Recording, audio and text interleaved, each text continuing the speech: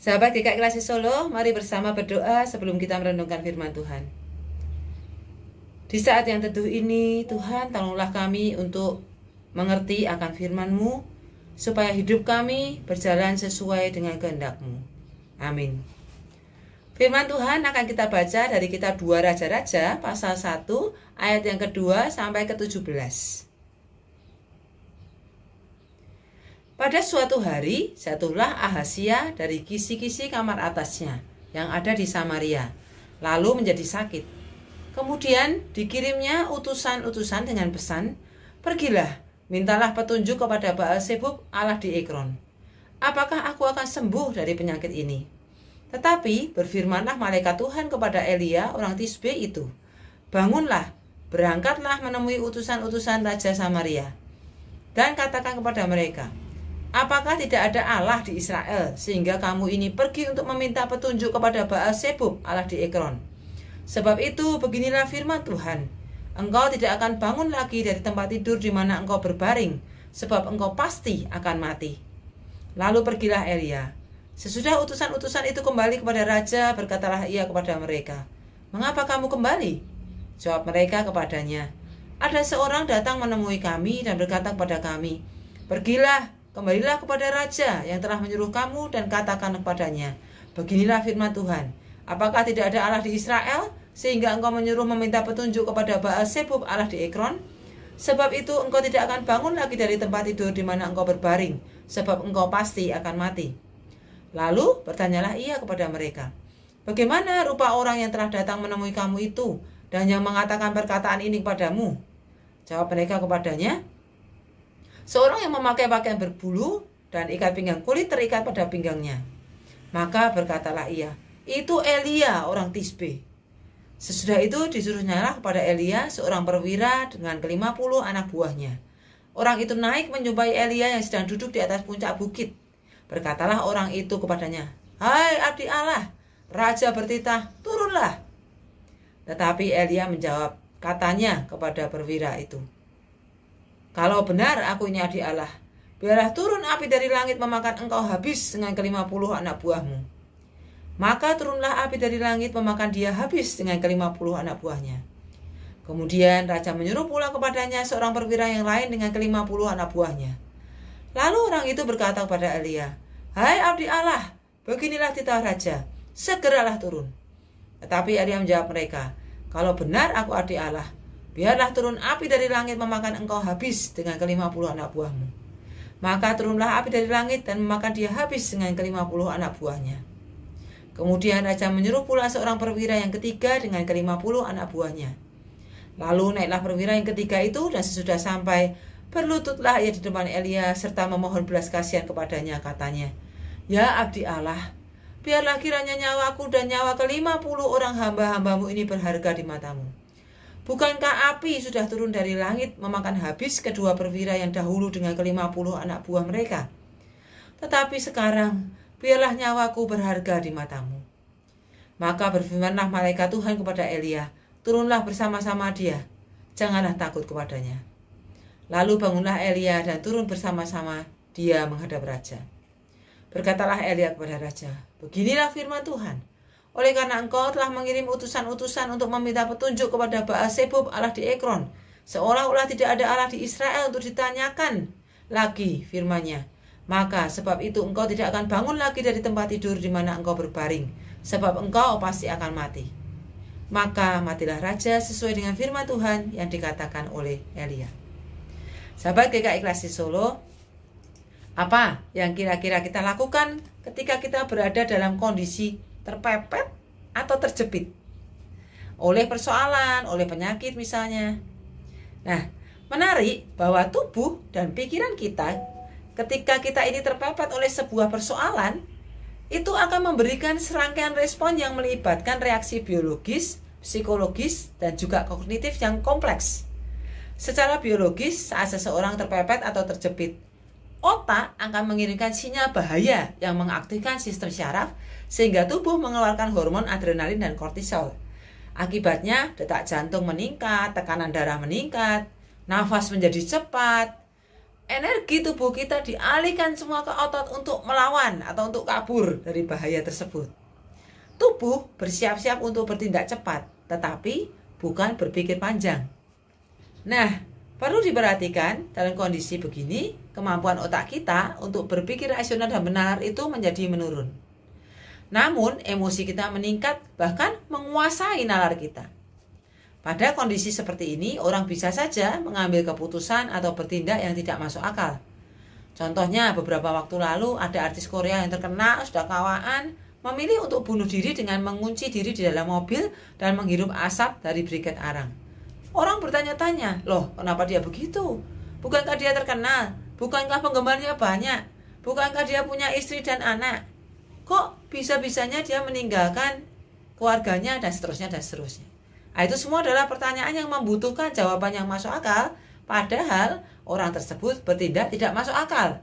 Karena yaitu tadi, ada tekanan yang begitu berat, kondisinya terjepit, sehingga kondisi berpikir akal sehatnya itu menurun dan hanya emosi yang menguasai dia.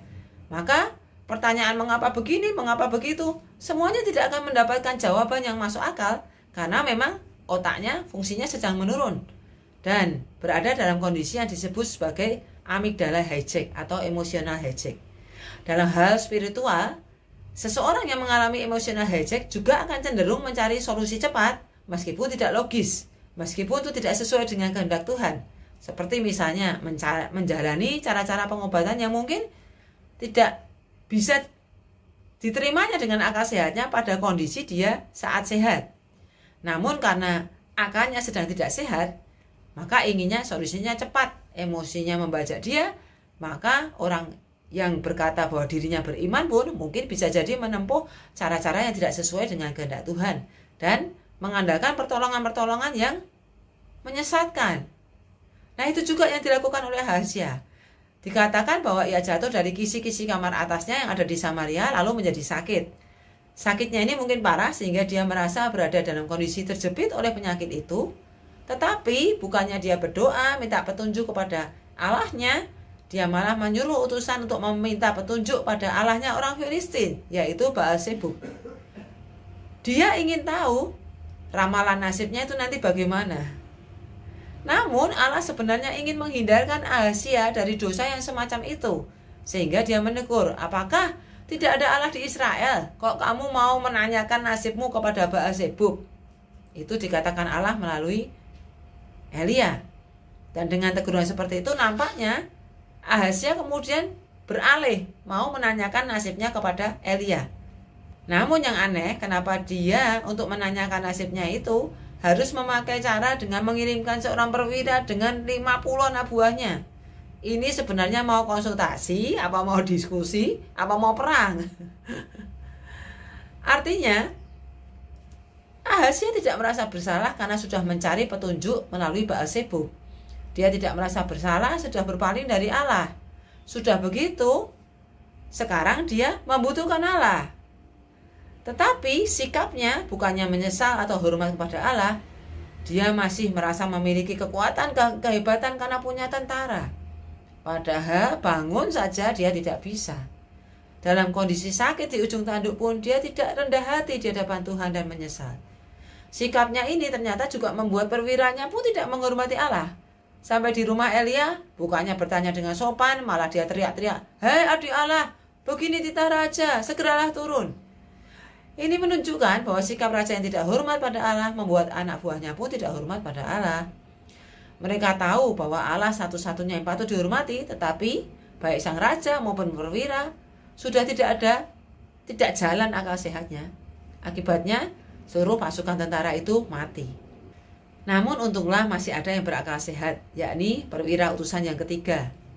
Dia datang dengan rendah hati, menyadari bahwa nyawanya dan nyawa pasukannya bergantung pada kemurahan Allah, dan dia tidak mau anak buahnya itu celaka. Dia memahami bahwa Elia ini adalah benar-benar hamba Allah, karena nyatanya ada api Allah yang turun berulang kali dari langit. Ahazia yang seorang raja tidak bisa atau mungkin tidak mau memahami maksud Allah ini, tetapi perwira ini mau memahami maksud Allah. Dia belajar bahwa Allah punya pesan tertentu dengan tindakannya itu. Dia berkata, "Tolonglah agar hidupku dan hamba-hambaku ini berharga di matamu. Perhatikan juga postur tubuhnya. Dia berlutut dan memohon kepada Elia agar dia dan anak buahnya hidup. Sahabat GKI Klasik Solo, ketika Allah memperingati kita ketika kita keras kepala, seharusnya lah kita sadar dan bertobat. Allah sebenarnya masih berbaik hati kepada kita, seperti halnya kepada Ahazia. Meskipun Ahazia berselingkuh dengan ilah lain, Allah masih mau menghindarkannya dari dosa yang besar itu. Begitu juga dengan kita. Mari kita berdiam diri dan merenung, apakah saya sedang ditegur Allah? Apakah saya sedang menjalani saat-saat di mana Allah itu sebenarnya mau menghindarkan saya dari dosa yang lebih besar lagi, dari celaka yang lebih hebat lagi, akibat kesalahan kita sendiri? Teguran Allah itu seharusnya membuat kita menyesal dan berlutut di hadapan Allah, merendahkan diri seperti perwira yang ketiga tadi. Menolak Allah adalah sebuah tindakan yang bodoh. Percaya kepada jalan alternatif di luar Allah itu tidak ada gunanya.